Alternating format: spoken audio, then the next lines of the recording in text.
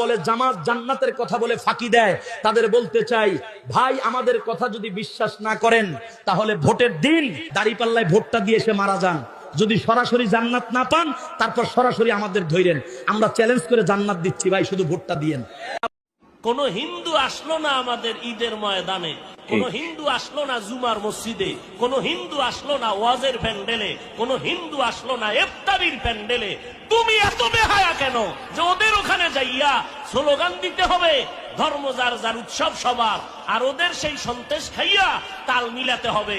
ওরা আসলো না, ওদের ঐতিহ্য ধরে রাখলো, তুমি এত বেহায়া কেন? কোন গজবে তোমার অভিশাপ লাগছে তোমার কপালে? না মা বাবার বরদোয়া লাগাইছো, না কোন মুরব্বীর বরদোয়া লাগাইছো? এত বেহায়া তো মুসলমান হতে পারে না। জামাতের নেতা কতটুকু নির্লজ্জ হলে মহিলাদেরকে পেছনে রেখে জানাজার নামাজ পড়ে ভিডিও করে সোশ্যাল মিডিয়া ছাড়তে পারে? ঠিক ধিক্কার জানাই তোদের নোংরা মস্তিষ্কের পারে।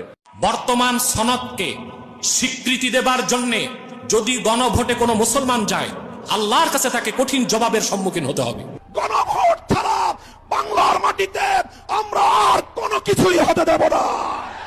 মুক্তিকামী মানুষের কথা একটাই, জাতীয় সংসদ নির্বাচনের আগে গণভোট অনুষ্ঠিত হতে হবে। গণভোটের ব্যাপারে সকল দল একমত।